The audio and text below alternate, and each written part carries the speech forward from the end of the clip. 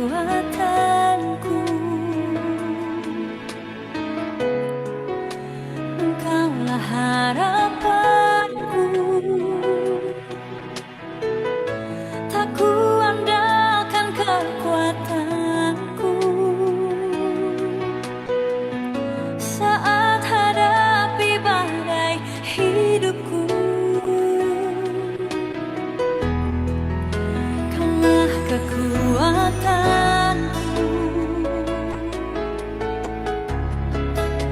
Engkaulah harapanku. Tak kuandalkan kekuatanku saat hadapi badai hidupku. Ku percaya Engkau Tuhan berkuasa, Engkau sanggup memulihkan hidupku. Dalam tangan-Mu ku serahkan seluruh hidupku. Tiada yang mustahil bagimu, Yesusku. Kaulah kekuatanku, Engkaulah harapanku. Tak kuandalkan kekuatanku saat hadapi badai hidupku. Ku percaya Engkau Tuhan berkuasa, Engkau sanggup memulihkan hidupku. Dalam tangan-Mu ku serahkan seluruh hidupku. Tiada yang mustahil bagimu, Yesusku.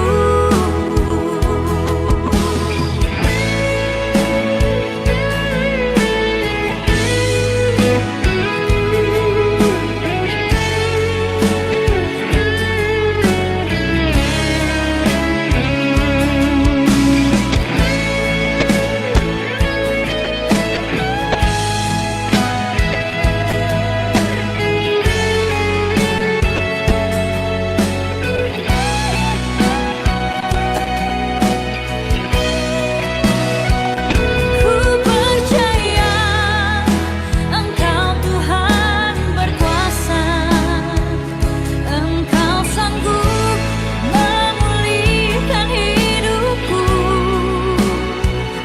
Dalam tangan-Mu ku serahkan seluruh hidupku. Tiada yang mustahil bagimu, Yesusku. Ku percaya, ku percaya, ku percaya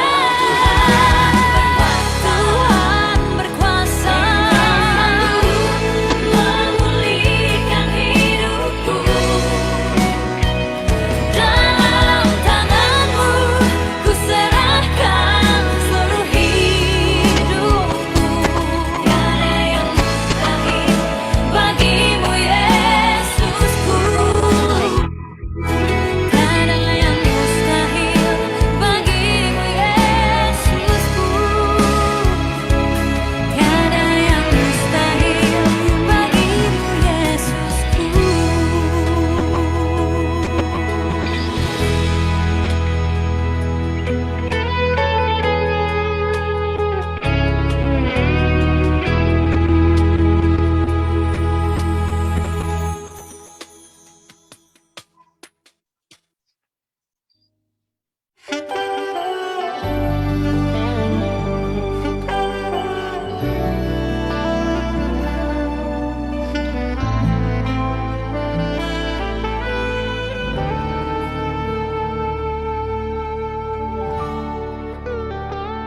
Engkau tahu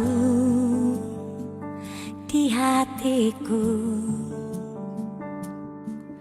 ada sejuta rindu untuk selalu bersamamu Yesusku. Izinkan ku menyenangkan hatimu lewat nyanyian hatiku. Biarkanlah ku menyembah walau tak dengan puisi yang indah. Biarkanlah ku menyembah,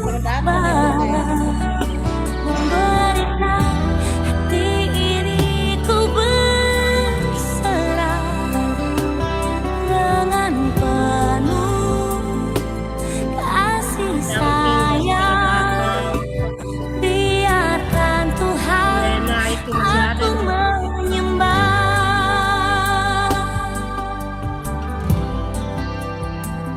Engkau tahu di hatiku ada sejuta rindu untuk selalu bersamamu Yesusku. Izinkan ku menyenangkan hatimu lewat nyanyian hatiku. Biarkanlah ku menyembah walau tak dengan puisi yang indah. Biarkanlah ku menyembah, memberikan hati ini ku berserah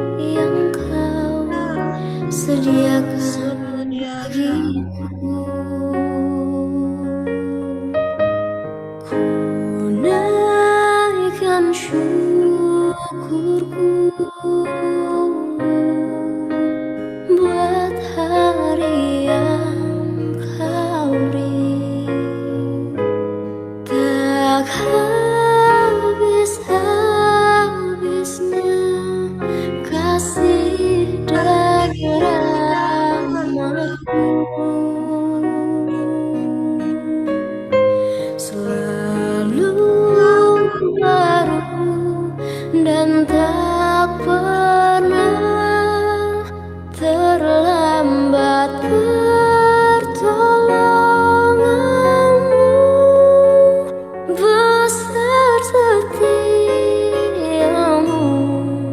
di sepanjang hidupku.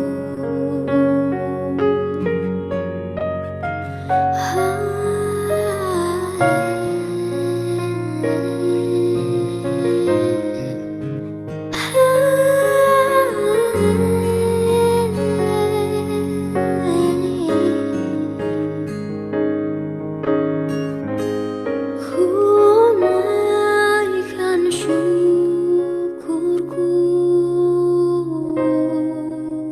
buat hari yang kau beri, tak habis-habisnya kasih dan rahmat-Mu.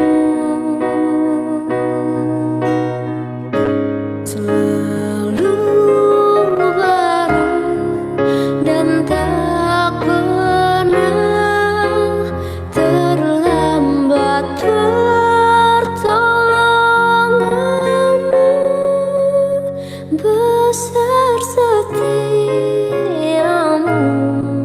di sepanjang hidupku.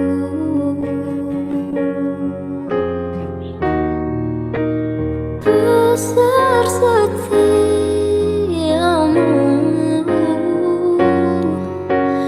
besar setiamu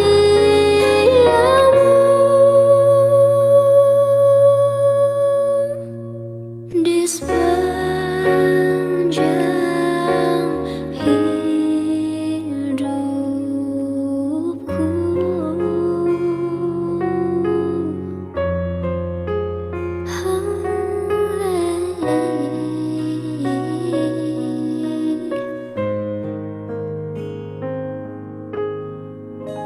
Di hidupku.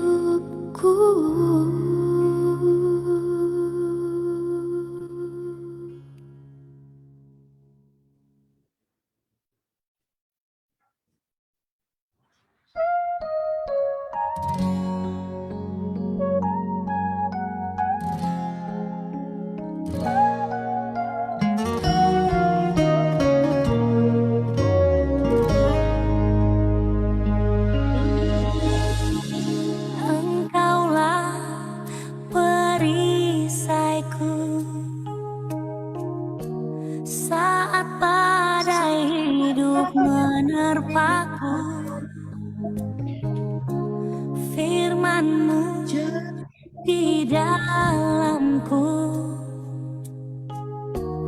tenangkan jiwaku.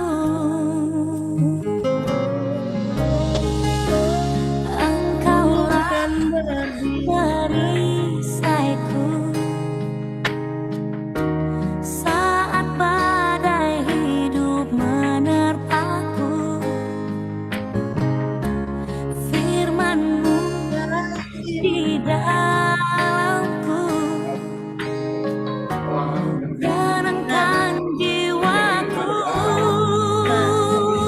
Kan berdiri di tengah badai dalam kekuatan Kau berikan, sampai kapanpun kan bertahan, karena Yesus selalu menopang. Bukan bertahan dalam tekanan, dengan kekuatan yang Kau berikan, sampai kapanpun tergoyahkan, karena Yesus selalu menopang. Kalau Tante Leni nggak mungkin sayur asam, Om. Sudah dibuatkan dulu. Sama dianya. Oh.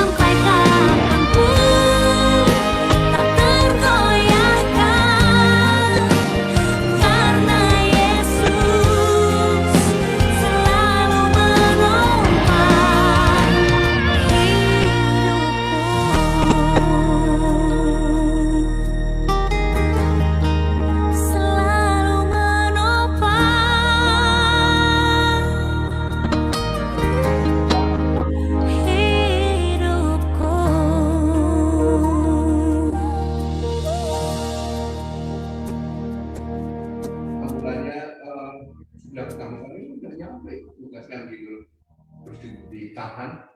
Sudah sampai selesainya kapan dapat giliran? Soalnya kan jam-jaman ya Pak.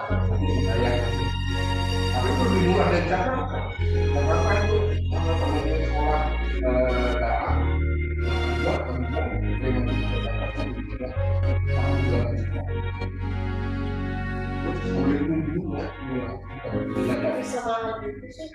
Ku bersetiamu,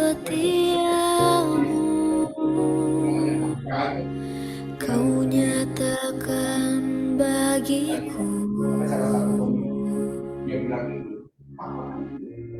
kau Bapa yang selalu mengerti isi hatiku. Biasa aja lah. Kemuliaan-Mu kau janjikan, aku tetap percaya, ku percaya janji-Mu ajaib terukir dalam kehidupanku. Ku berserah di dalam kekuatan-Mu, ku percaya.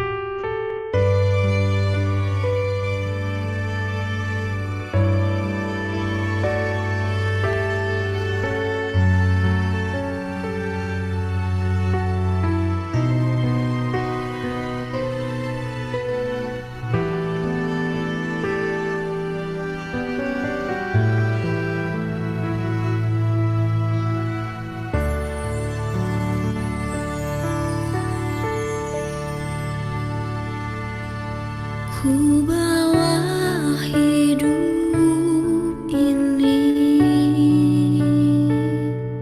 menghadap hadirat-Mu. Ku tersungkur dan ku lelah. Inilah aku yang merindukan Engkau.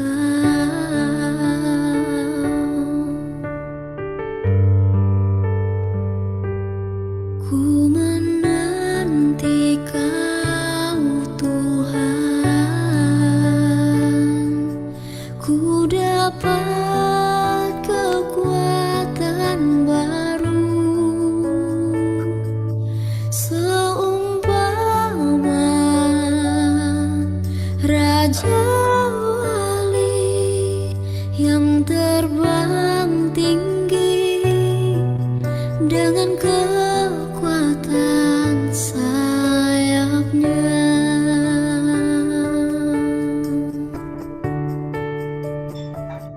Tuhan memberikan kekuatan kepada yang lemah dan menambahkan semangat hidupku.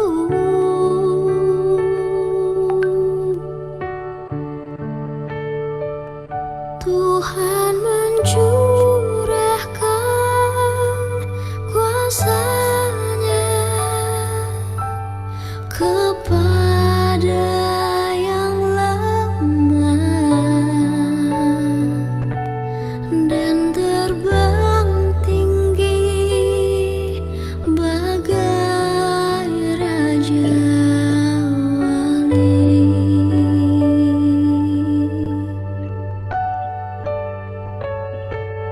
Ku menanti Kau Tuhan,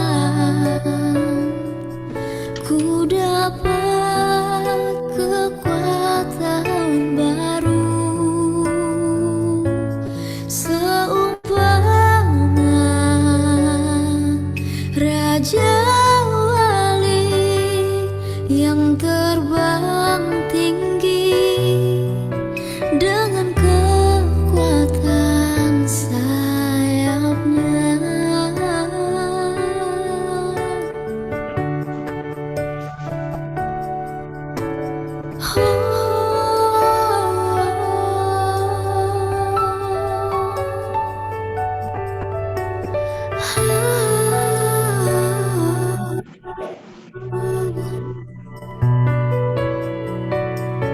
Terbang tinggi bagai Raja Wali.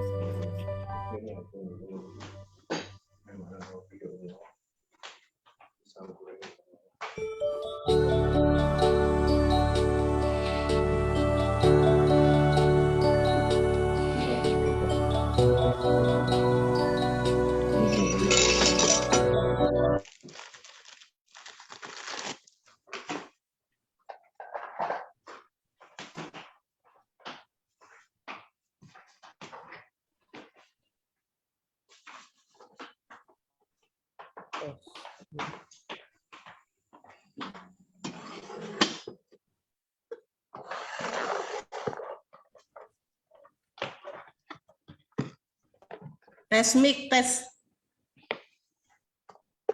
Tes speaker, stack. Ya, ada. Tes, tes. Ada Kak? Ya, ada. Saya ada nggak suaranya Kak? Udah Ada. cukup, cukup. Ayo, Cilinda. Tes. Kedengaran? Ya, ya. Nah, kedengaran. Esa, Esa.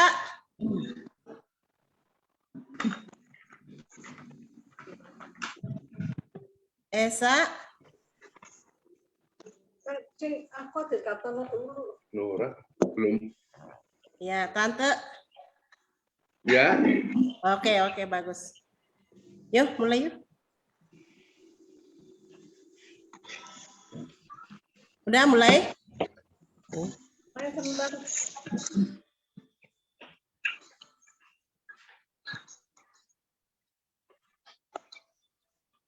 Mulai siapakah saya?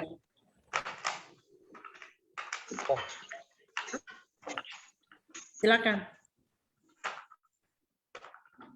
Shalom. Saudara. Shalom.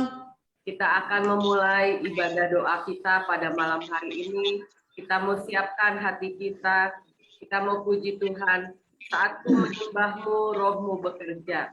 Biarlah kita mau persembahkan penyembahan kita kepada Tuhan malam hari ini. Berikan penyembahan yang terbaik buat Tuhan. Saat ku menyembahmu, rohmu bekerja.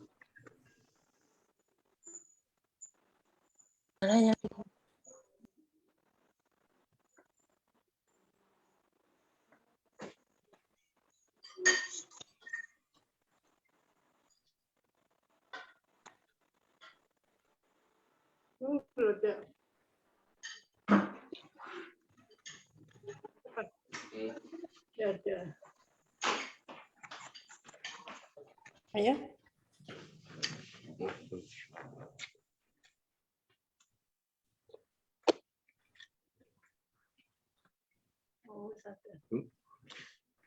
Gangguan kali ya.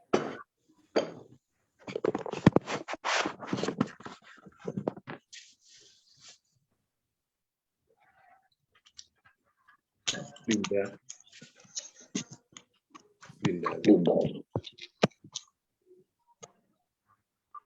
Tante. Tante ini. Tante nih. Ya. Tante. Kemana? Itu.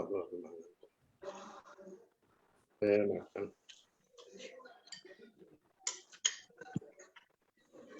Ini banget ini.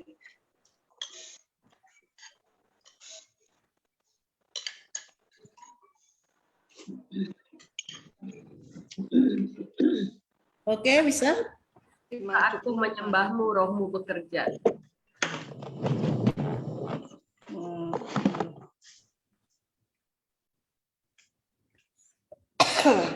Saat ku menyembahmu, rohmu bekerja. Saat Ku memujimu, kau bertata di atas pujian, ku angkat hatiku.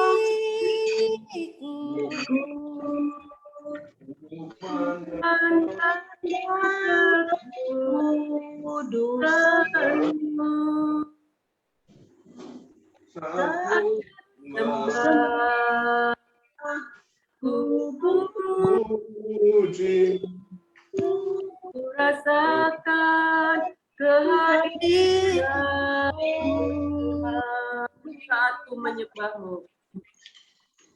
Saat ku menyembahmu, rohmu bekerja. Saat ku memujimu, kau bertata di atas pujian ku angkat hatiku.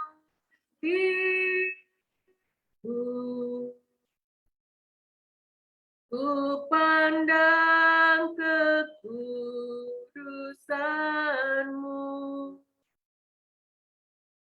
saat ku sembah, ku puji-Mu, ku rasakan kehadiran-Mu Tuhan.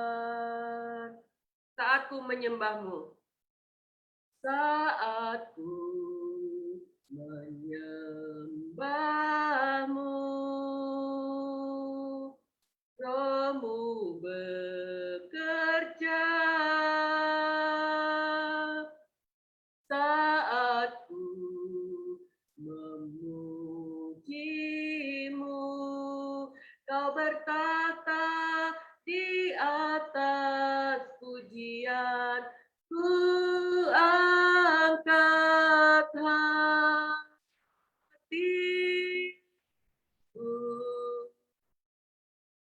Ku pandang kekudusan-Mu saat ku sembah, ku puji-Mu, ku rasakan kehadiran-Mu Tuhan, ku angkat hatiku,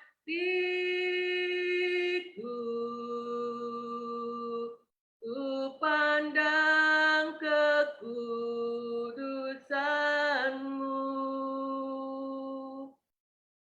saat ku sembah, ku puji-Mu, ku rasakan kehadiran-Mu Tuhan.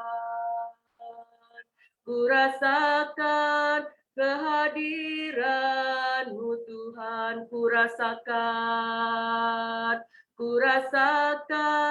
kehadiran-Mu Tuhan. Sembah Dia, haleluya,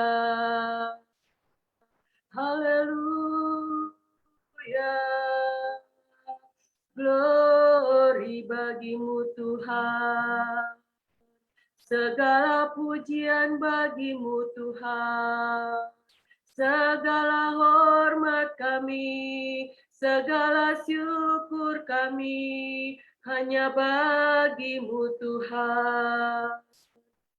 Ku tinggikan Kau Tuhan, ku sembah Kau Yesusku. Haleluya. Terima kasih Tuhan buat kasih setia-Mu, buat segala kebaikan-Mu. Engkau sangat baik, Kau teramat baik bagiku. Ku bersyukur Tuhan, terima kasih Tuhan. Haleluya, glory. Terima kasih Tuhan. Kami bersyukur kepadamu Tuhan malam hari ini. Kembali Engkau kumpulkan Tuhan kami semua di tempat, walaupun kami masih di rumah kami masing-masing Tuhan. Tapi kami percaya Tuhan, kami satu roh di dalam Engkau Tuhan. Kami tetap satu di dalam Engkau Tuhan. Kami mau tetap sehati di dalam Engkau Tuhan. Kami tetap mau merasakan Tuhan, kuasa-Mu dinyatakan Tuhan di tengah-tengah kami malam hari ini Tuhan. Kami mau undang hadirat-Mu Tuhan datang mengurapi setiap kami semuanya Tuhan.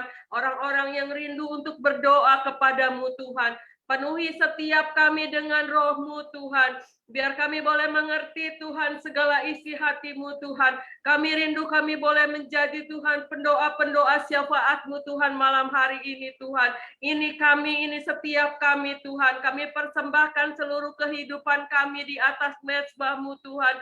Menjadi persembahan yang hidup, yang kudus dan berkenan kepadamu Tuhan. Inilah kami Tuhan, pakailah setiap kami Tuhan untuk kemuliaan nama Tuhan. Kalau Engkau akan memanggil kami Tuhan, kami adalah orang yang pertama-tama berlari ke hadapan-Mu Tuhan. Sebab kami mau Tuhan mempersembahkan yang terbaik buat Tuhan.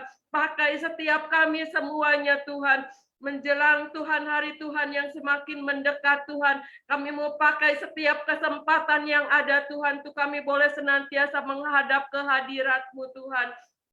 Terima kasih Tuhan. Terima kasih untuk malam hari ini Tuhan. Terima kasih untuk setiap kami semuanya Tuhan. Terima kasih untuk kesehatan, kekuatan yang masih Kau berikan bagi kami. Terima kasih untuk setiap nafas hidup yang masih Kau berikan bagi kami. Terima kasih kesempatan kami boleh datang kepadamu malam hari ini Tuhan. Kami bersyukur kepadamu Tuhan. Kami bersyukur untuk kesempatan yang ada Tuhan, untuk kami boleh datang menghadap hadirat-Mu Tuhan. Terima kasih Tuhan, pimpin Tuhan ibadah ini Tuhan. Dari awal, pertengahan, sampai akhirnya Tuhan. Kami rindu merasakan hadirat-Mu nyata di tengah-tengah kami Tuhan.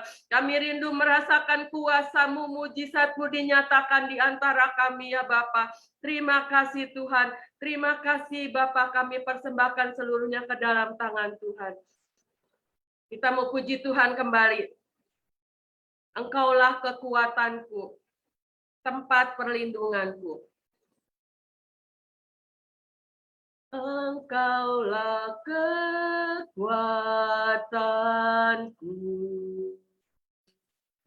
tempat perlindunganku. Saat badai menerpa, aku tak akan goyah. Aku tak akan goyah, sebab Kau sertaku. Engkaulah kekuatanku. Engkaulah kekuatanku,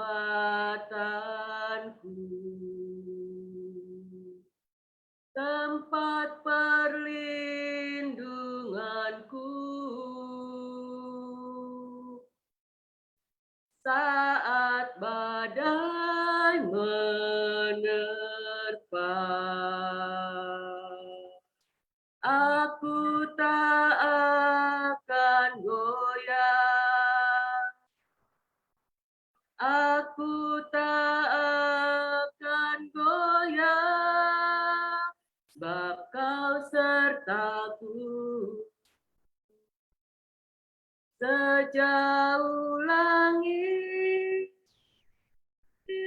dari bumi, begitu besarnya kasih-Mu. Kaulah Tuhan, kekuatanku, sukacitaku. Kaulah Tuhan,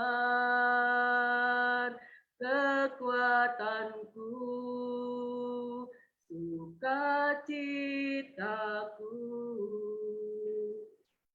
Kita mau berdoa untuk seluruh jemaat Tuhan hari-hari ini, supaya Tuhan jagai, Tuhan lindungi di masa pandemi ini, tetap ada di hadirat Tuhan, tetap mencari Tuhan, tetap menjadi orang-orang yang setia dan membutuhkan Tuhan.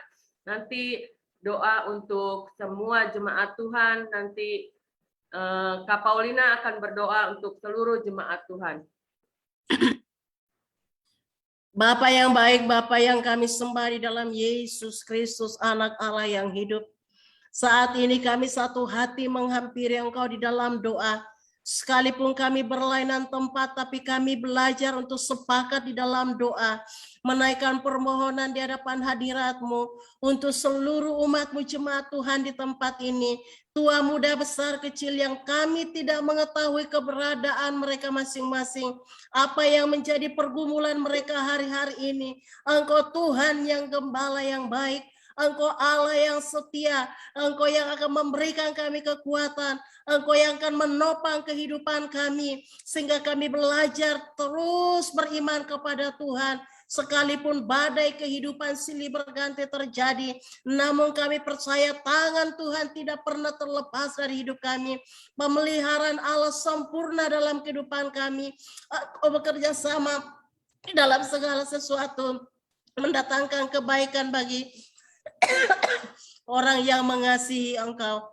Oleh sebab itu biarlah umat-Mu belajar menanamkan iman hanya kepada Yesus Kristus dan tidak mendasarkan keyakinannya pada apa yang dilihat oleh mata ini, yang dapat dirasa oleh badan ini, tetapi dia percaya kepada Allah yang tidak terlihat. Namun Allah itu ada dan mau menjawab doa-doa setiap kami. Yang sakit Tuhan jamah dan sembuhkan, pulihkan dalam nama Yesus Kristus. Biarlah tangan-Mu terulur di atas kehidupan mereka.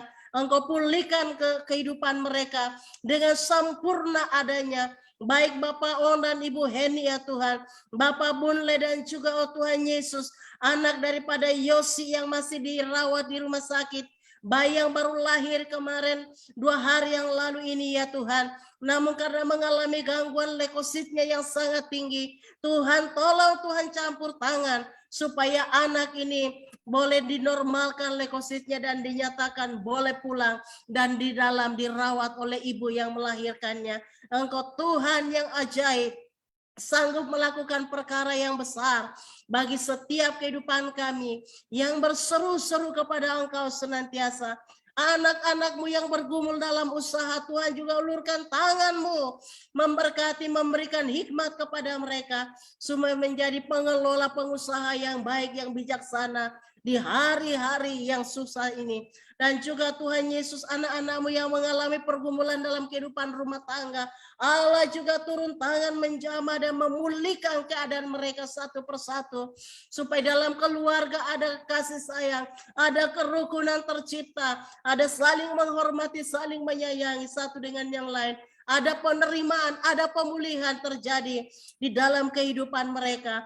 Anak-anak yang masih sekolah, yang oh Tuhan Yesus masih mengikuti pelajaran secara daring ya Tuhan, Engkau berikan semangat pada mereka, supaya mereka melalui hari demi hari dengan oh Tuhan Yesus, roh yang menyala-nyala, dengan semangat yang tinggi untuk belajar dan belajar untuk mengasihi Tuhan dalam segala keberadaannya. Terima kasih banyak ya Bapak. Kami bersyukur anak Maria Michael sudah dinyatakan sembuh dan pulih dari sakit demam berdarahnya. Tuhan, Engkau sudah menyatakan mujizat-Mu kepadanya. Terima kasih ya Bapa di sorga. Terima kasih ya Tuhan Yesus. Seluruh umat-Mu jemaat Tuhan di tempat ini, anak-anak dan keluarga mereka yang tinggal di luar kota, Engkau lindungi dan Engkau sertai mereka semuanya. Biarlah Engkau Tuhan tetap yang menjadi Tuhan penolong yang setia dalam kehidupan kami, yang kami andalkan dalam kehidupan ini. Tidak ada yang lain selain Tuhan, sebab kami tahu Tuhan Yesus, pertolongan kami hanya datang daripada Allah. Di dalam nama Yesus Kristus kami berdoa dan kami panjatkan permohonan ini. Haleluya. Amin. Kita mau puji Tuhan kembali. Tak usah takut, Allah menjagaku. Nanti setelah pujian ini, saya minta Ci Linda untuk berdoa untuk bangsa dan negara. Tak usah takut, Allah menjagaku. Tak usah takut, Allah menjagaku. Tak usah bimbang, Yesus peliharaku, tak usah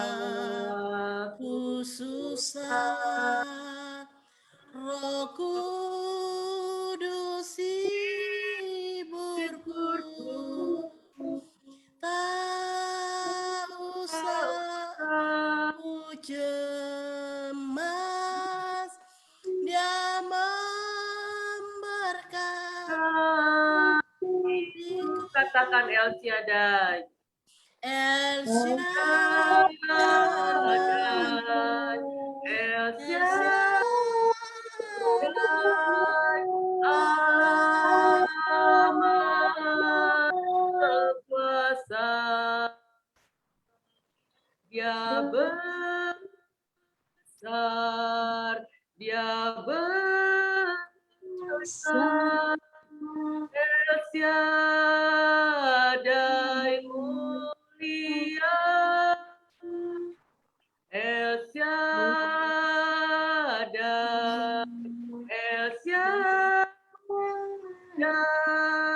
Allah Maha Kuasa. Berkatnya melimpah,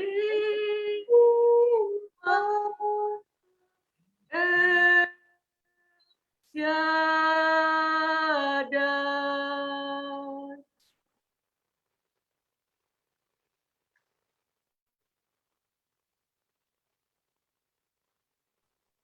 Mic-nya Tante. Mic-nya, Ci. Mic. Bapak, kami bersyukur, terima kasih ya Tuhan. Kami hadir di hadirat-Mu ya Bapa. Walaupun kami tidak saling bertatap muka, dan kami tahu Tuhan tidak dibatasi oleh apapun juga. Dan kami tahu Tuhan mendengar semua doa-doa kami ya Tuhan. Di tengah situasi ya Tuhan, keadaan bangsa kami ya Tuhan, yang kami bersyukur, terima kasih ya Tuhan, karena angka COVID-nya sudah mengalami penurunan ya Tuhan. Dan kami bersyukur, terima kasih ya Tuhan, bahwa segala sesuatu semua sudah seizin Engkau ya Bapa. Dan Engkau juga yang pas pada saat ini ya Tuhan, yang sedang terpapar maupun yang sudah mengalami proses penyembuhan ya Bapa. Biar ya Tuhan sendiri yang akan menopang setiap umat-Mu ya Bapa, dan juga berikan imun yang baik ya Bapa. Terima kasih ya Tuhan, kami pada saat ini kami bersehati ya Tuhan, berdoa untuk bangsa kita ya Tuhan, bangsa Indonesia, Engkau jamah ya Tuhan, Pak Jokowi ya Tuhan, yang menanggung beban tanggung jawab yang sungguh besar ya Bapa. Berikan roh hikmat, pengetahuan, budi kepintaran yang daripadamu ya Bapa, sehingga dapat mengatasi ya Tuhan COVID ini ya Bapa, baik penyaluran ya Tuhan, sembako dan kebutuhan-kebutuhan untuk masyarakat yang bawah ya Bapa. Biar semua aparat yang terkait ya Tuhan dapat menjalankannya dengan baik, dengan bertanggung jawab, dengan tepat sasaran ya Bapa. Terima kasih ya Bapa. Kami bawa semuanya ya Tuhan, segala pimpinan ke dalam tangan Engkau ya Bapa. Kami hanya mengandalkan Engkau ya Tuhan. Kami tidak mampu berjalan sendiri ya Bapa. Biar ya Tuhan, Engkau tempat perlindungan kami, Engkau sumber kekuatan kami ya Tuhan. Di tengah sedang mengalami pencobaan ya Tuhan, pada saat sekarang ini ya Bapa, biar ya Tuhan, tangan Tuhan menopang setiap kami ya Bapa. Terima kasih Tuhan, biar kami semua dapat melewatinya ya Tuhan, dengan baik, dengan pertolongan yang daripada Engkau ya Tuhan. Terima kasih ya Tuhan. Hanya di dalam nama Tuhan Yesus kami berdoa. Amin. Terima kasih. Puji Tuhan, kita akan mendengarkan renungan firman Tuhan. Kita mau puji Tuhan kembali. Ku yakin saat kau berfirman. Nanti Tante Esther akan berdoa untuk renungan firman Tuhan. Ku yakin saat kau berfirman, ku menang kau bertindak, hidupku hanya ditentukan oleh perkataanmu. ku aman karena kau terjaga. Ku kuat karena kau menopang hidupku, hanya ditentukan oleh kuasamu. Katakan dengan sungguh-sungguh, bagi Tuhan tidak ada yang mustahil. Bagi Tuhan tak ada yang mustahil. Bagi Tuhan tak ada yang tak mungkin. Mujizatnya disediakan bagiku, ku diangkat dan dipulihkannya. Bagi Tuhan tak ada yang mustahil. Bagi Tuhan tak ada yang mustahil. Bagi Tuhan tak ada yang tak mungkin. Mujizatnya disediakan bagiku, ku diangkat dan dipulihkannya.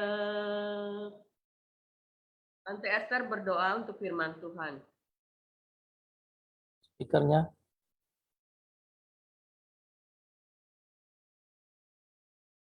Mic-nya Om. Mic-nya.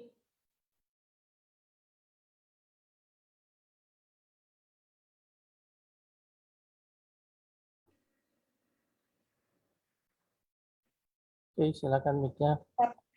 Ya. Kami percaya Tuhan, Kau baik, sungguh baik, sangat baik ya Tuhan. Sebab itu ya Tuhan, kami berdoa untuk firman Tuhan yang akan disampaikannya ya Tuhan, di mana Saudara Paulina yang akan menyampaikannya ya Bapak. Terima kasih Bapak, terima kasih Tuhan Yesus Kristus, terima kasih Al-Roh Kudus. Di dalam nama Yesus kami bersyukur, kami berdoa. Haleluya. Amin. Amin, amin, amin. Oke, puji Tuhan. Shalom. Terima kasih Tuhan. Apa kabar? Semua sehat ya, semua baik. Sehat, puji Tuhan. Oke. Ya, malam hari ini dalam pertemuan Fellowship WBI memang belum semua bisa mengikuti pertemuan secara Zoom meeting ini, ya, karena masih banyak yang belum bisa memanfaatkan teknologi ini. Tetapi buat setiap kita yang sudah bisa merespon, mari kita semakin giat melakukan kehidupan kerohanian kita di masa-masa sulit ini, meningkatkan bukan hanya imun kita, tetapi iman kita juga harus diperkuat. Amin. Ya, ibu-ibu yang dikasih Tuhan, malam hari ini saya mau ajak ibu-ibu untuk sama-sama kita belajar kebenaran firman Tuhan. Sebentar saya akan share untuk materinya. Ya, sebentar saya akan share materinya. Apa yang kita mau bahas yaitu tentang doa syafaat. Ya, tentang doa syafaat. Oke, saya sedang share dulu materinya. Sabar supaya nanti bisa sama-sama kita belajar dan mengikuti. Oke.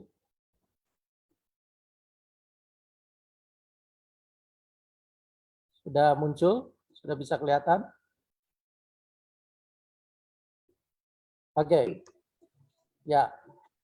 Kita akan membahas tentang yang namanya doa syafaat. Ibu-ibu yang dikasih Tuhan, apa yang disebut sebagai doa syafaat ini adalah satu bentuk doa yang bukan doa yang biasa dilakukan oleh kebanyakan orang percaya dalam pengertian mereka tentang doa. Karena doa syafaat ini bukan satu jenis doa untuk kepentingan diri sendiri. Doa syafaat itu bukan untuk kepentingan pergumulan pribadinya, permohonan pribadinya.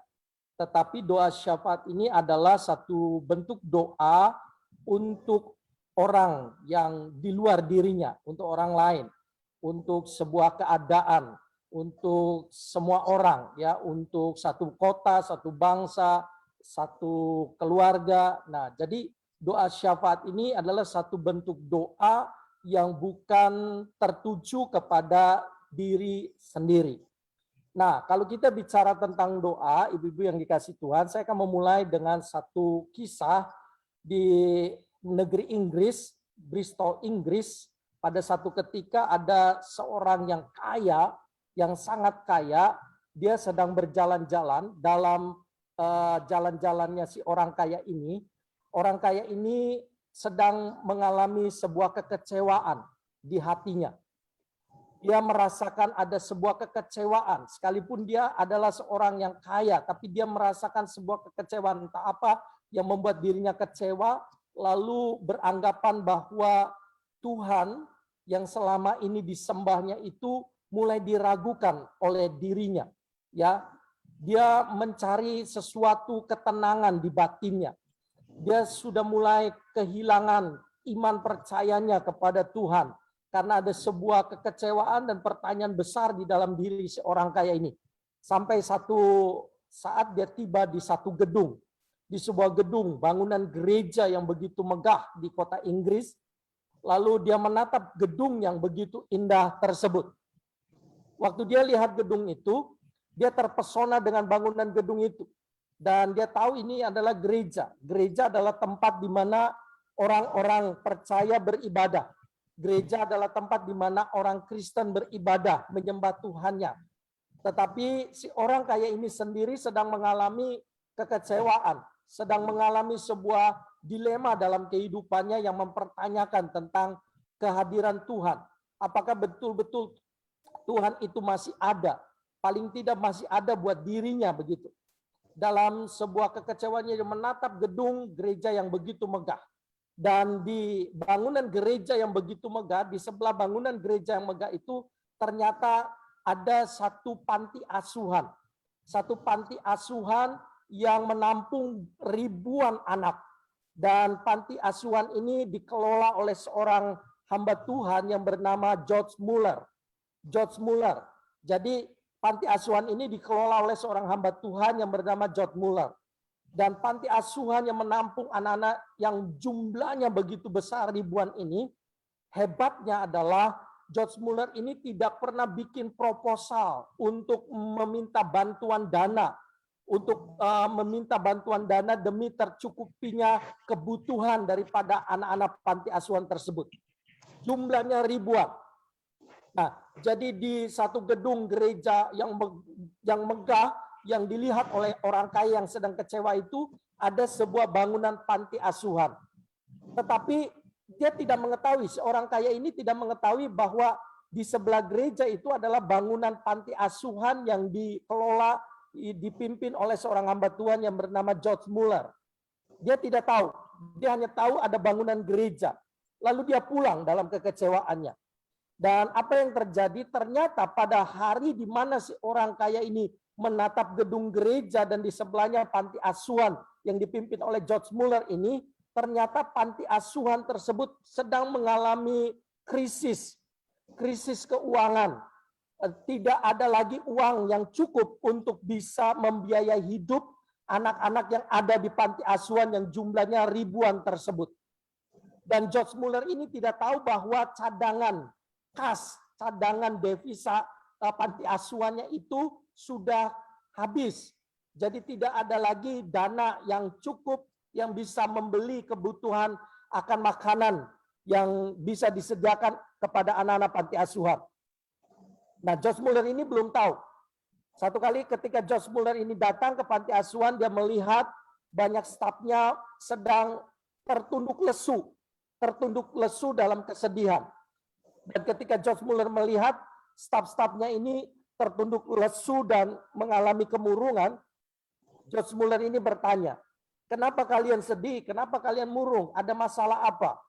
Karena George Muller belum tahu bahwa dana kas panti asuhan itu nol. Sudah tidak ada lagi dana. Dan itu berarti semua anggota yang ada di panti asuhan tidak akan mendapatkan makanan. Karena tidak ada uang untuk bisa membeli makanan.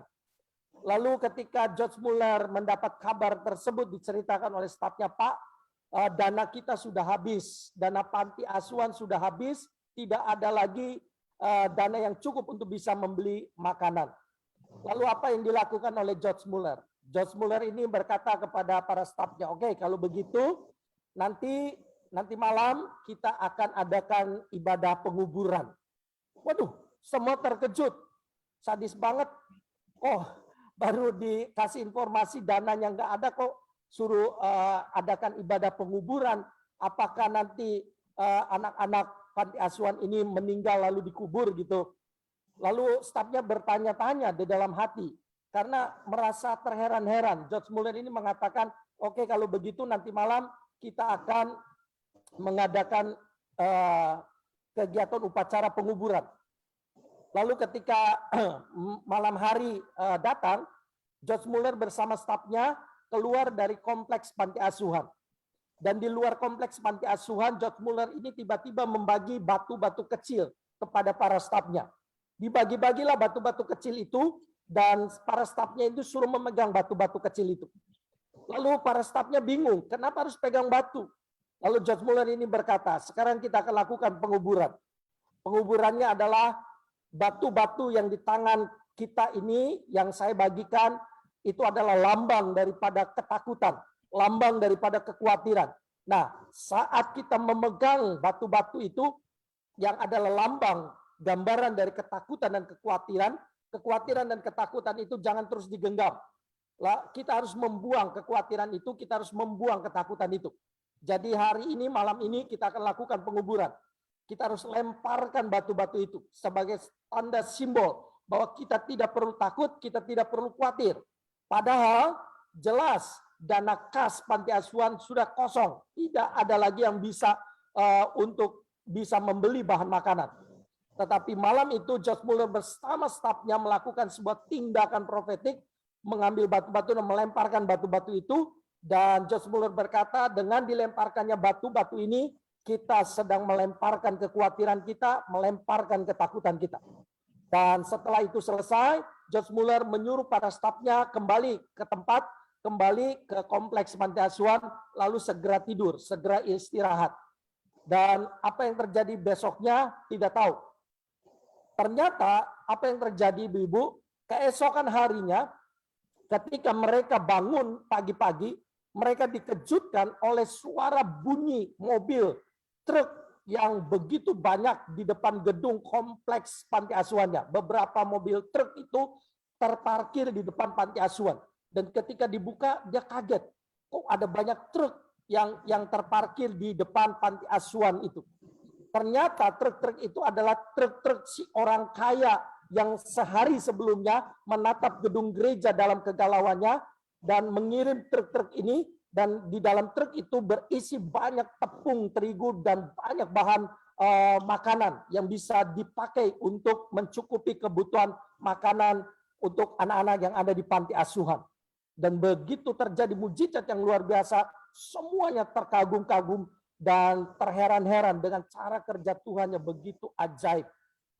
Ibu-ibu yang dikasih Tuhan, mereka dibuat terkejut, dana kasnya nol, tetapi begitu mereka melakukan tindakan iman, bahwa mereka membuang kekhawatiran mereka, Tuhan bekerja lewat si orang kaya yang sedang kecewa tadi.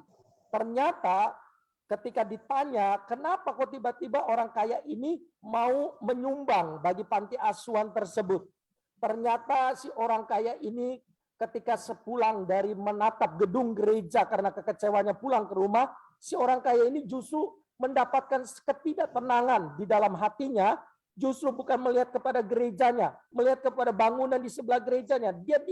Sepertinya dia diingatkan terus akan bangunan di sebelah gedung gereja. Dan si orang kaya ini cari tahu itu bangunan apa. Ternyata itu bangunan panti asuhan. Dan sejak saat itu dia mengalami sebuah dorongan di hatinya untuk berbuat sesuatu bagi panti asuhan tersebut. Inilah cara kerja Tuhan.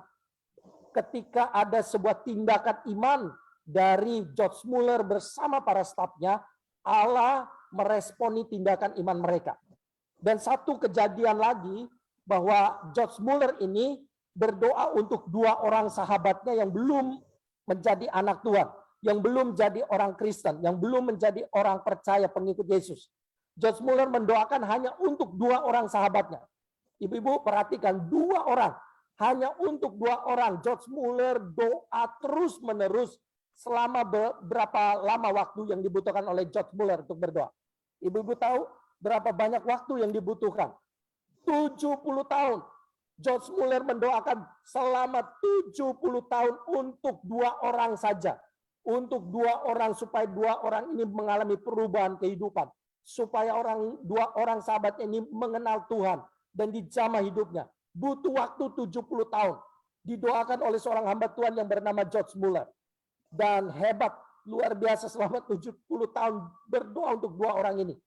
Dan Tuhan tidak pernah meremehkan tindakan iman, tindakan doa syafaat yang dilakukan oleh seorang yang bernama George Muller ini. Selama 70 tahun berdoa untuk 2 orang sahabatnya. 1 orang sahabatnya bertobat dan kenal Tuhan. Tetapi yang 1 orangnya lagi itu belum percaya kepada Tuhan. Yang 1 orangnya lagi belum percaya kepada Tuhan. Dan apa yang terjadi dengan yang 1 orang ini? Ternyata yang 1 orang ini bertobat sebelum 1 tahun sebelum George Muller meninggal. Jadi bayangkan 1 tahun sebelum George Muller meninggal, baru sahabatnya ini bertobat dan menjadi seorang anak Tuhan. Jadi ibu-ibu, di awal ini saya membagikan kisah ini, saya ingin mengajak buat setiap kita sekalian bahwa tindakan doa syafaat yang kita lakukan, walaupun kelihatannya sederhana, kelihatannya sepele, kelihatannya diremehkan, tidak dianggap, ya, tetapi lakukan itu dalam keseriusan dan kesetiaan. Tuhan memperhitungkan. Peristiwa yang dialami oleh George Muller ini menjadi peristiwa sejarah yang dicatat dan dikenal oleh banyak gereja di dunia ini, oleh banyak anak-anak Tuhan di dunia ini, tentang seorang hamba Tuhan yang bernama George Muller. Nah, hari ini kita akan membahas tentang doa syafaat. Apa itu doa syafaat? Ibu-ibu yang dikasih Tuhan, doa syafaat itu, mari kita lihat dulu satu dasar ayat firman Tuhan dari 1 Tesalonika pasal yang kelima ayat yang ke-17. Kalau kita membaca 1 Tesalonika 5 ayat yang ke-17, dikatakan begini, tetaplah berdoa. Jadi ketika kita bicara tentang doa, berdoa itu dipakai sebuah kata, sebuah kalimat, tetaplah berdoa. Perhatikan kata tetaplah berdoa. Setiap kita, saya percaya, bukan baru pertama kali mendengar atau membaca 1 Tesalonika 5 ayat yang ke-17. Tapi malam hari ini mari kita renungkan kembali 1 ayat ini. Kata tetaplah berdoa itu tidak memiliki limit waktu, tidak memiliki batasan waktu. Tidak dikatakan berdoalah pada waktu kamu sakit. Tidak dikatakan berdoalah pada waktu kamu kekurangan. Tidak dikatakan berdoalah pada waktu kamu menghadapi masalah. Tidak dikatakan berdoalah waktu hari Senin. Tidak dikatakan berdoalah kalau mau berdoa pakailah hari Minggu. Tidak. Tidak juga dipakai kata kalimatnya berdoalah pada waktu pagi. Atau berdoalah pada waktu malam, tengah malam. Tidak. Tetapi ayat ini berkata tetaplah berdoa. Kata tetaplah di situ menunjukkan bahwa tidak dibatasi oleh durasi waktu. Ya kapan saja, mau pagi, mau siang, mau sore, mau malam, mau hari Senin, hari Selasa, hari Minggu, tetaplah berdoa. Mau sedang sakit, mau sedang sehat, mau dalam kelimpahan atau saat kekurangan, mau dalam masa pandemi atau tidak dalam masa pandemi, 1 ayat ini kita harus pegang. Tetaplah berdoa. Kenapa? Nah, di dalam kalimat di bawah, doa itu merupakan suatu percakapan. Kenapa kita disuruh tetap berdoa? Karena ketika kita berdoa, kita sedang melakukan percakapan, kita sedang ngomong, kita sedang komunikasi. Dan komunikasi yang dilakukan itu bukan komunikasi kepada manusia. Jadi ketika orang berdoa tidak sedang komunikasi sama manusia. Ibu-ibu, ketika kita komunikasi sama manusia, percayalah, kita mungkin akan mengalami kekecewaan. Karena ada manusia yang tidak bisa tolong kita. Ada manusia yang juga kadang-kadang nggak mau dengerin cerita kita. Cuek sama masalah kita, cuek sama pergumulan kita. Ya, tidak mau berempati, tidak mau memiliki sebuah belas kasihan terhadap apa yang sedang kita derita, apa yang sedang kita alami. Tetapi ketika kita berdoa, kita sedang berbicara kepada satu pribadi, dan pribadi itu adalah pribadi yang menciptakan hidup kita. Tuhan, Allah semesta alam. Jadi ketika kita berdoa, doa bukan hanya sekedar sebuah permintaan, sebuah permohonan, sebuah ungkapan, kita minta sesuatu, Tuhan sembuhkan saya karena saya sedang sakit. Tuhan bangkitkan, pulihkan ekonomi saya karena saya sedang mengalami kegoncangan, masalah keuangan, masalah apa saja dalam kehidupan ini, masalah keluarga, masalah rumah tangga, apa saja. Doa bukan hanya sebatas itu, tetapi doa adalah sebuah komunikasi. Kalau doa sebuah komunikasi, ibu-ibu yang dikasih Tuhan, berarti bukan hanya kita nanti yang bicara, tetapi ada saat di mana Tuhan yang akan bicara. Betul nggak? Yang namanya komunikasi itu bukan kita doang yang ngomong. Kalau kita doang yang ngomong, itu namanya pidato. Ya, kalau kita doang yang ngomong, itu namanya ceramah. Kalau hanya kita doang yang ngomong, itu namanya mungkin kita sedang deklamasi, baca puisi di depan kelas. Tetapi kalau yang namanya komunikasi, ada saat kita ngomong, tapi ada saat kita mendengar lawan bicara kita.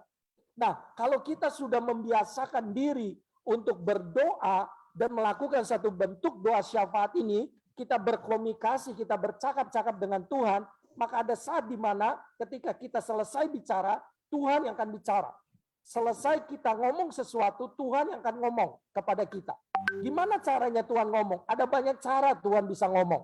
Ya, jangan batasi bahwa kayaknya kalau Tuhan ngomong itu harus seperti ketika ibu-ibu dengar suara saya. Tidak harus seperti itu. Tuhan bisa bicara seperti saat ini ibu-ibu dengar suara saya.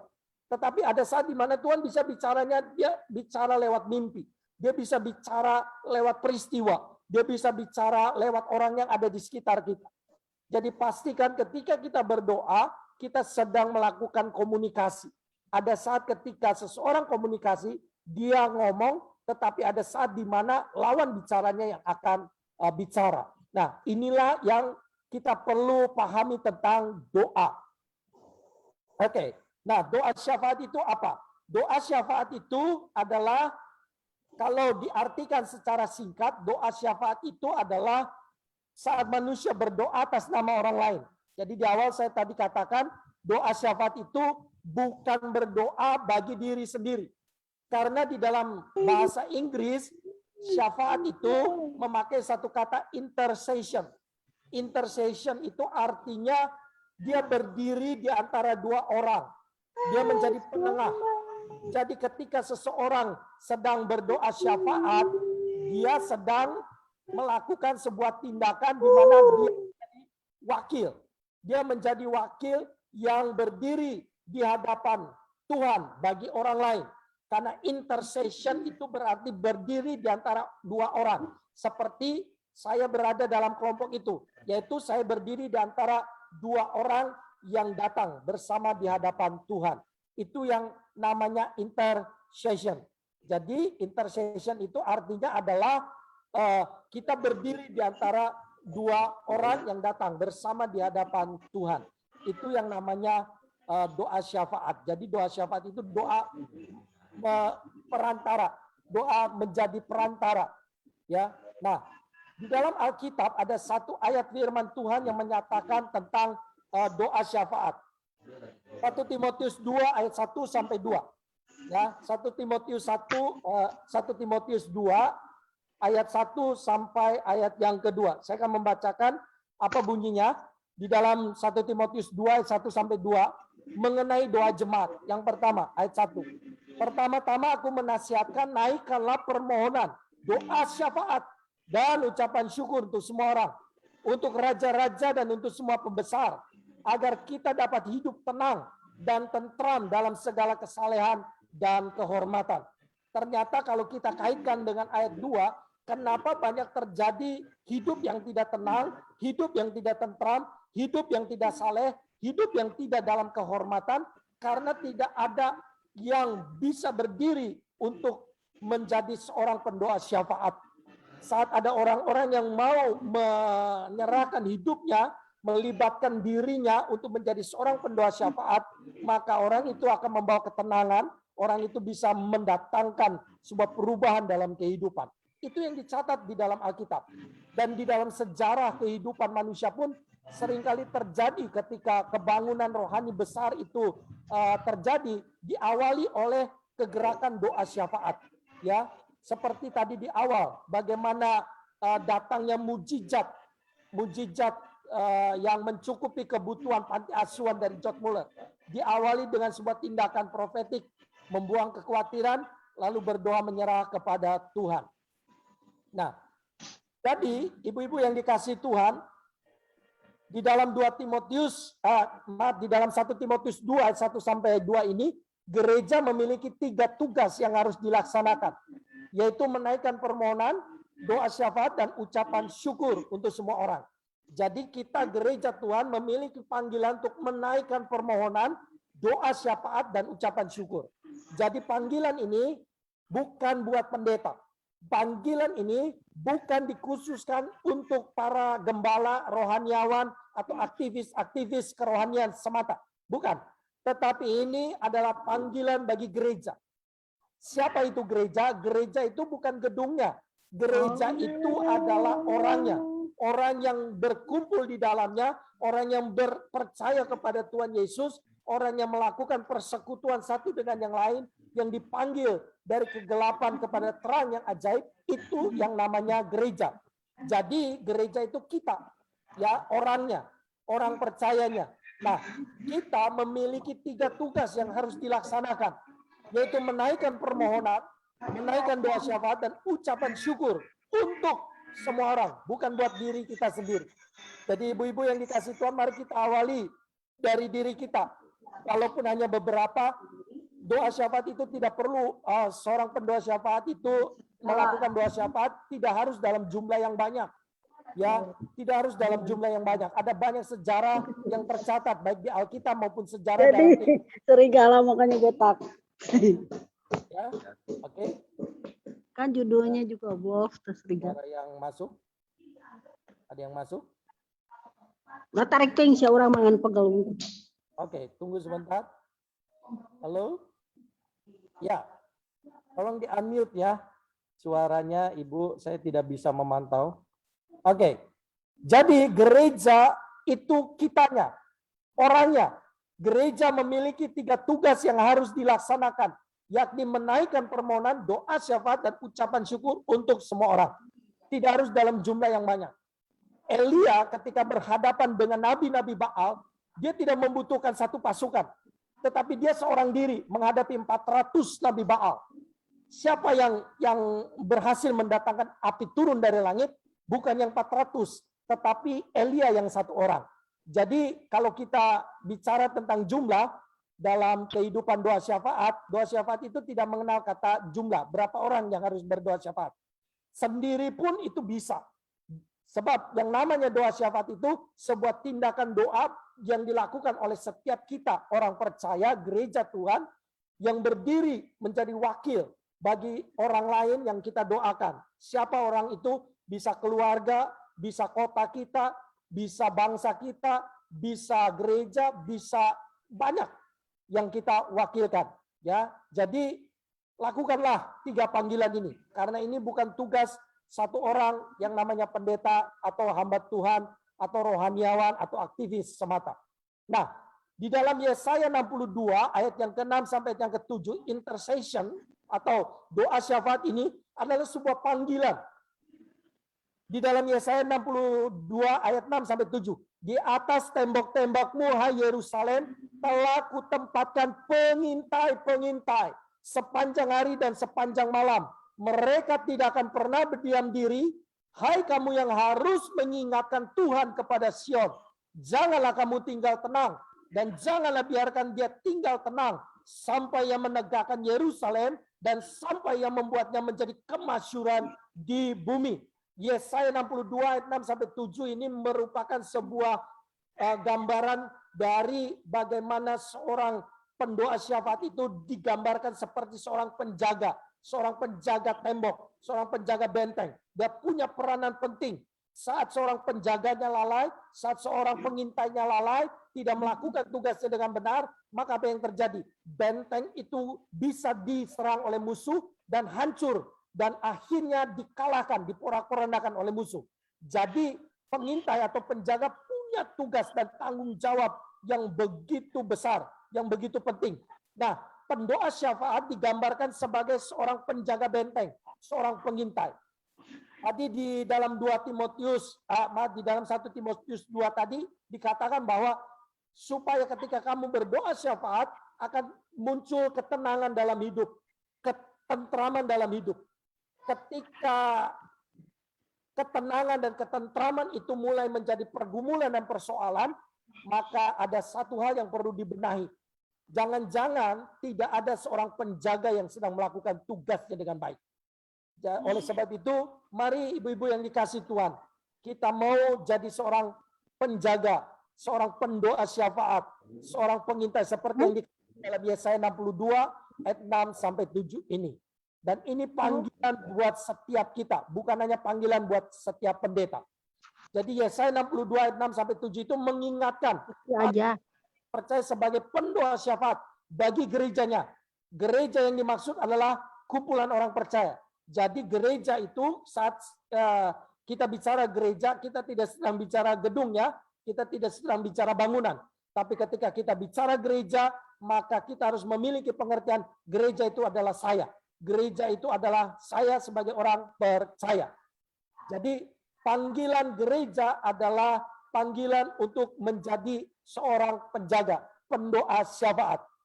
Nah, pendoa syafaat seperti yang ditulis di dalam Yesaya tadi, apa yang harus dilakukan?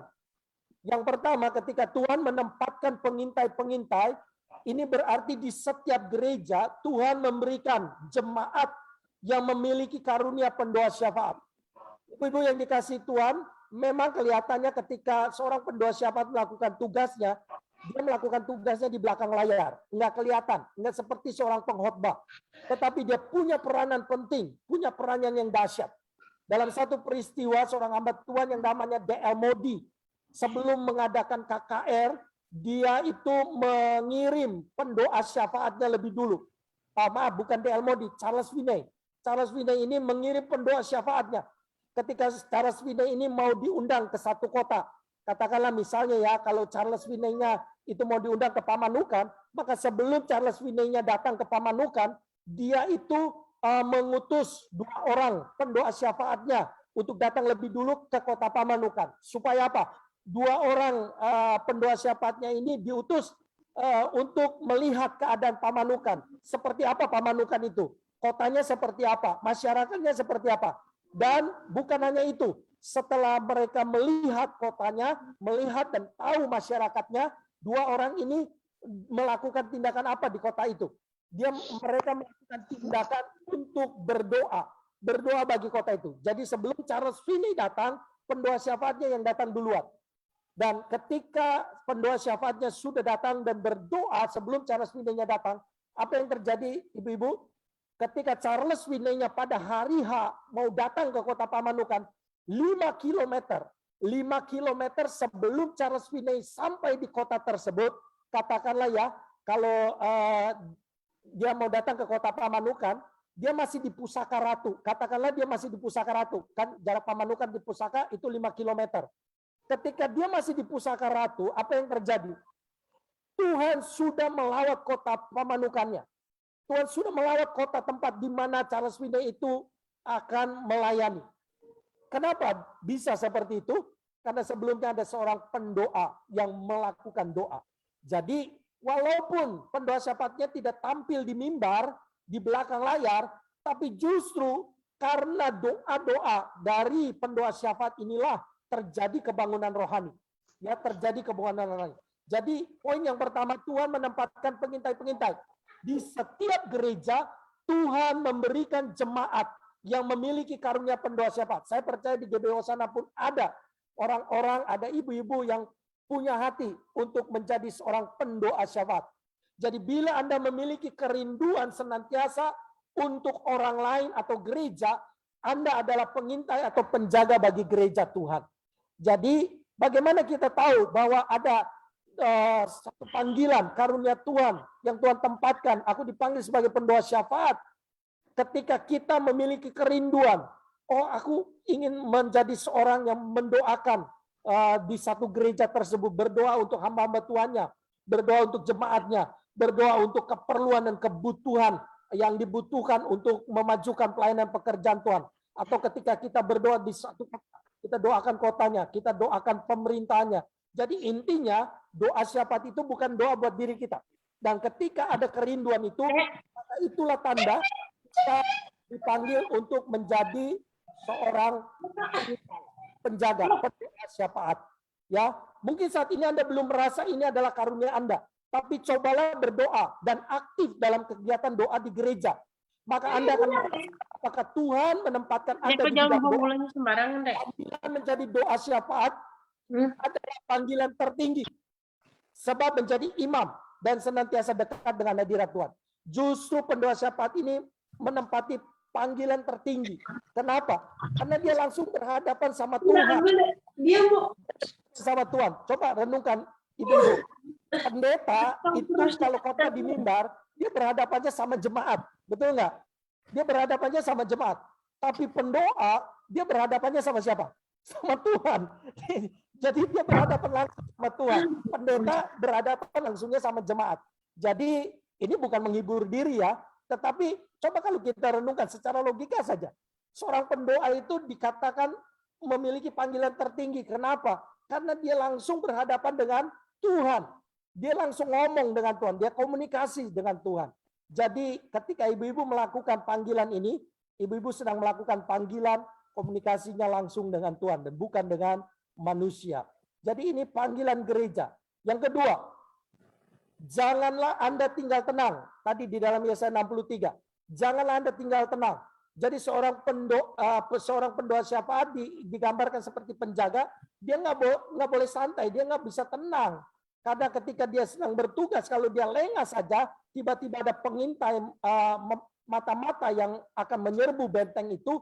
Ketika dia sedang lengah, lalai dengan tugasnya, gampang diserang benteng itu, ya udah, kota tersebut akan hancur dan akan dikalahkan.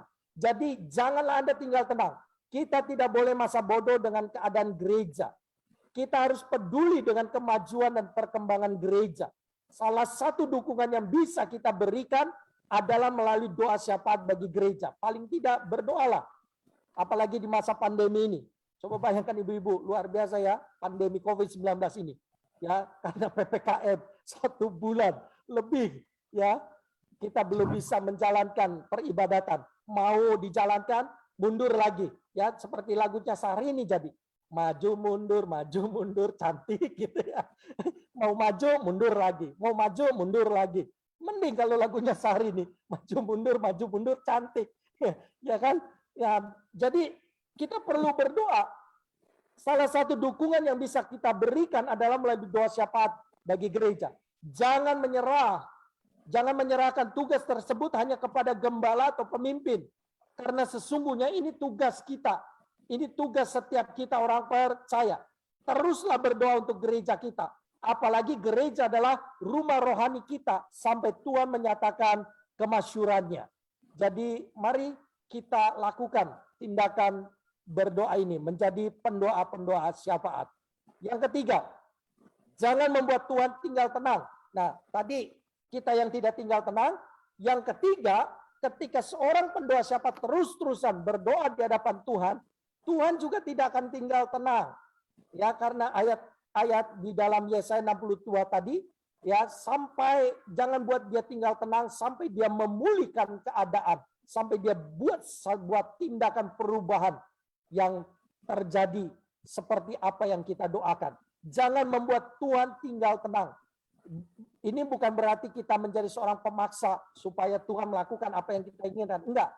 Jadi artinya seorang pendoa syafaat itu seorang yang menjalankan tugasnya sampai dia betul-betul bertanggung jawab dengan tugasnya, dan ketika dia melakukan tugasnya, tadi kan doa itu adalah komunikasi, saat dianya sendiri berhenti, maka lawan bicaranya yang akan ngomong. Ya. Jadi kalau orang komunikasi, terus-terusan dia yang ngomong, kecuali pidato, kecuali baca puisi, kecuali deklamasi dan lain sebagainya. Tapi kalau komunikasi, pasti ada saat saya berhenti ngomong, ibu-ibu yang akan ngomong selanjutnya. Yang namanya komunikasi. Dan doa itu komunikasi.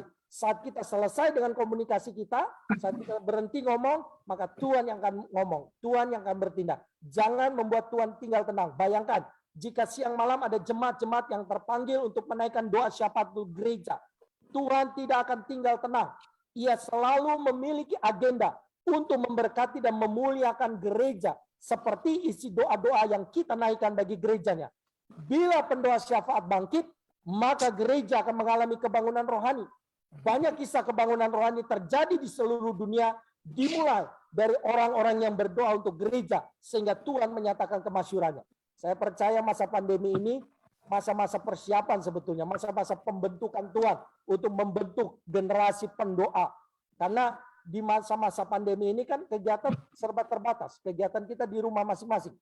Apa yang kita mau lakukan di rumah kita masing-masing? Satu tindakan yang bisa kita lakukan adalah lakukan tindakan berdoa syafaat. Oke, melakukan tindakan berdoa syafaat. Mungkin pelayanan di bidang ini tidak dilihat atau dipuji orang, tapi Tuhan menjadikan pelayanan doa ini sebagai panggilan tertinggi. Sekali lagi, ini panggilan yang tertinggi.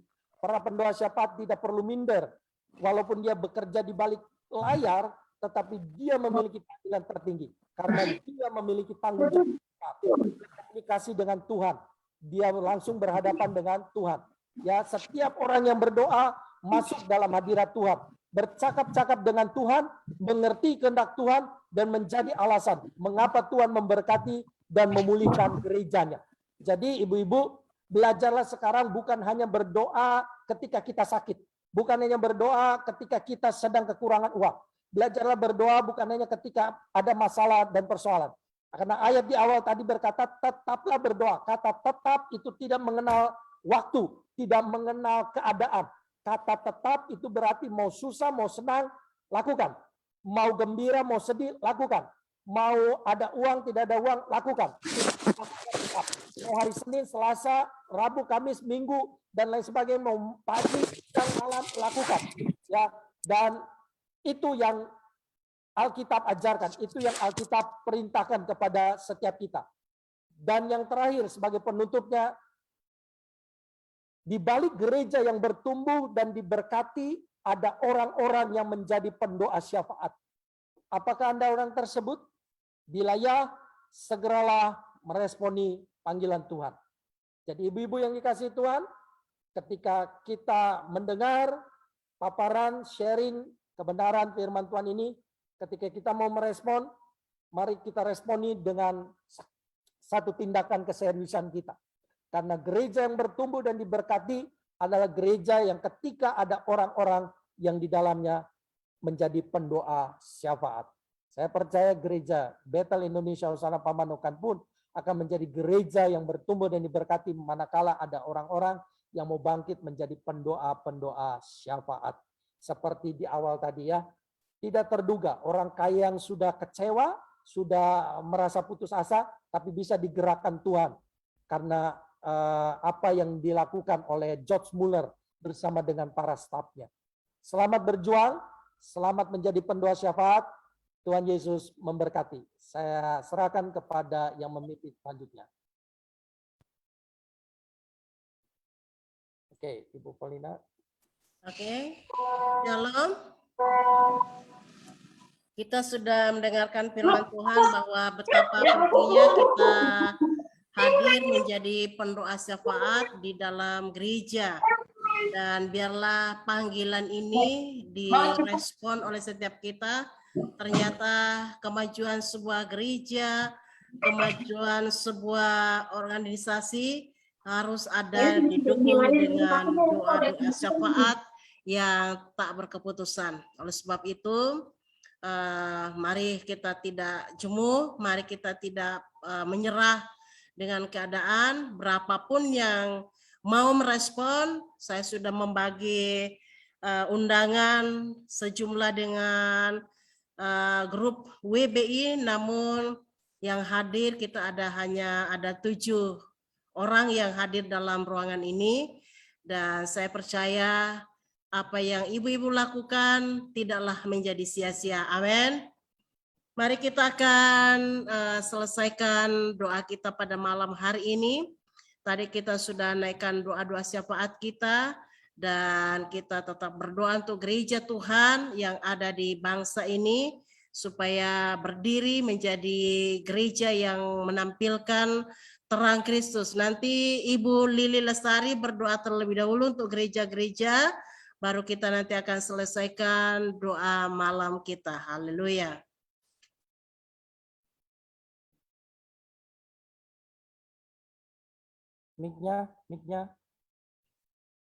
Mic-nya dibuka dulu. Kameranya apa? Mic-nya.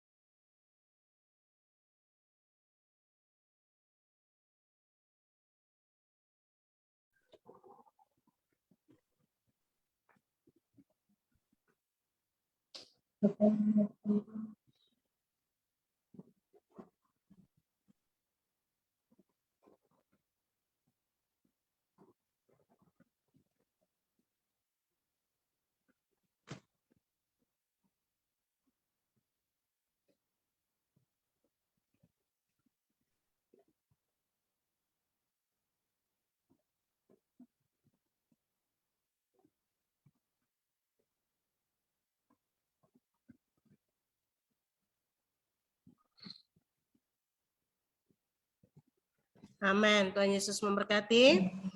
Masih ada yang perlu dibawa dalam doa? Silakan. Sudah tidak ada? Oke. Nah, ibu-ibu yang dikasihi Tuhan, kita memang belum bisa ibadah tatap muka dalam minggu ini pun juga mungkin belum bisa karena ibadah umum aja belum ada. Jadi pengumuman selanjutnya nanti kita akan informasikan. Dan kami rindu dengan adanya Zoom ini, kita bisa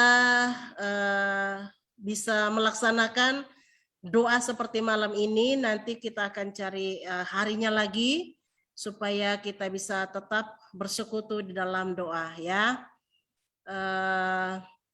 Aplikasinya, caranya sebenarnya Andri sudah mencoba untuk mengirimkan semuanya supaya mereka mendownload aplikasi Zoom, tidak usah pakai ID kalau nggak bisa, tinggal klik yang tulisan biru-biru saja, sudah bisa mengikuti, asalkan memang teman-teman semuanya mau terlibat dan mau bekerja sama, kita mau sehati di dalam membangun pekerjaan Tuhan, khususnya di dalam doa, ya.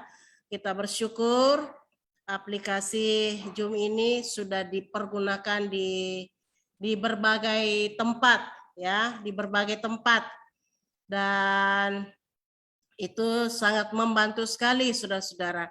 Oleh sebab itu, kalau masih belum paham, silakan datang ke gereja, nanti kita ajarin, ya, cara menghidupkannya dan sebagainya supaya bisa mengikuti jika ada kegiatan-kegiatan seperti ini. Kami berusaha terus dengan mencari alat-alat yang diperlukan. Tidak semerta-merta, oh bisa seperti ini, saudara. Kami keluar biaya untuk cari alat-alat untuk melengkapi sehingga kita bisa melihat yang lebih baik. Jadi enggak begitu-begitu aja. Jadi kita udah coba untuk belajar memberikan yang terbaik. Saya berharap ibu-ibu semuanya mau belajar dan respon dan mau bergabung dengan acara yang seperti ini. Saya rasa itu saja yang perlu saya tambahkan. Mari kita akan selesaikan doa kita malam hari ini. Dan nanti hidupkan semua kameranya biar di foto dulu. Kita ini live loh saudara, live di Facebook. Ya, live di Facebook supaya bisa juga memberkati. Saya dari saya sendiri, banyak teman-teman saya yang menonton, yang bisa melihat yang apa yang kita lakukan ini saudara, ketimbang dari jemaat sendiri. Lebih banyak yang dari sana-sana, yang orang-orang yang di Sulawesi sana, di Toraja, banyak yang menyaksikan hal ini, apa yang kita lakukan. Oleh sebab itu kami bermaksud untuk men-sharekan di Facebook supaya kita juga bisa menjangkau yang lain-lainnya. Nanti Om udah ada di dalam, dia akan berdoa untuk menutup persekutuan kita malam hari ini. Haleluya. Silakan Om berdoa. Foto dulu ya. Oke, mic-nya jangan lupa dihidupkan Om. Ya, Pak. Belum doa ya. Speakernya ya. Speakernya belum dihidupkan. Oke. Oke. Doa aja dulu, setelah selesai doa baru foto. Ya, belum. Belum hidup Om. Belum. Masih silang merah. Sampai garis merahnya nggak ada. Ya. Yang ada kayak Walkman itu. Pojok sana yang kayak Walkman. Ya. Iya. Oke, ya sudah. Oke. Oke, silakan berdoa dulu aja Om. Terima kasih Bapa di dalam surga, terima kasih Tuhan Yesus. Terima kasih. Kami mengucapkan syukur kehadirat-Mu Tuhan, di mana Tuhan dalam keadaan pandemi yang masih berlangsung saat ini, kami boleh mempergunakan kemajuan dari ilmu teknologi ya Tuhan Yesus melalui Zoom Tuhan.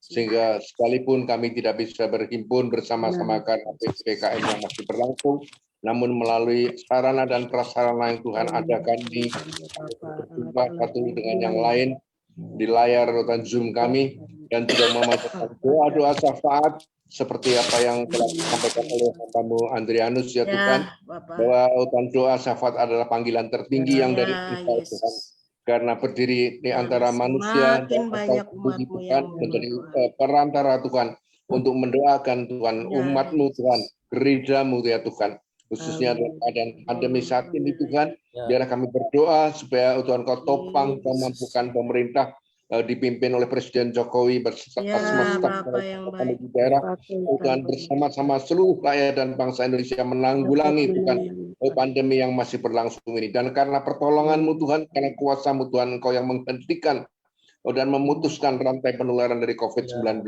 ini Tuhan. Terima kasih Tuhan, selamatkan Indonesia Tuhan. Oh Tuhan, lindungi Indonesia dan pulihkan Indonesia Tuhan. Pulihkan gereja-Mu Tuhan. Terima kasih Tuhan, terima kasih Tuhan. Kami bersyukur buat malam hari ini Engkau telah memberkati kami dengan kebenaran-kebenaran firman-Mu dan membukakan rahasia-rahasia kebenaran firman-Mu. Dan kami akan akhiri Tuhan pertemuan malam hari ini dengan ucapan syukur, dan kami mohon penyertaan perlindungan-Mu Tuhan dalam istirahat malam kami Tuhan, supaya kami boleh bangun kembali besok dalam keadaan selamat, sehat, walafiat, dan tidak kurang suatu apapun, untuk menunaikan tugas-tugas yang telah Engkau tetapkan dan Kau berikan kepada kami masing-masing Tuhan. Terima kasih Tuhan, di dalam nama Bapa, Anak, dan Roh Kudus, dalam nama Tuhan Yesus kami bersyukur. Haleluya. Amin. Oke, jangan keluar dulu.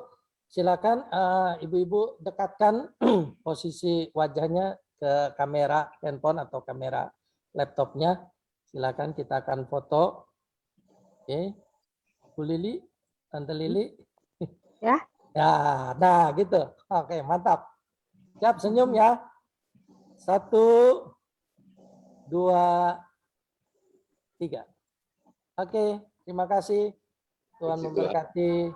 Selamat malam, selamat beristirahat. God bless. Tuhan Yesus memberkati. God bless. Oh. Ya. Amin. Ya, Tuhan Yesus memberkati. Linda, Cianti, Yuli, Cilili, Om, Tante, Tuhan memberkati. Ya. Amin. Baik.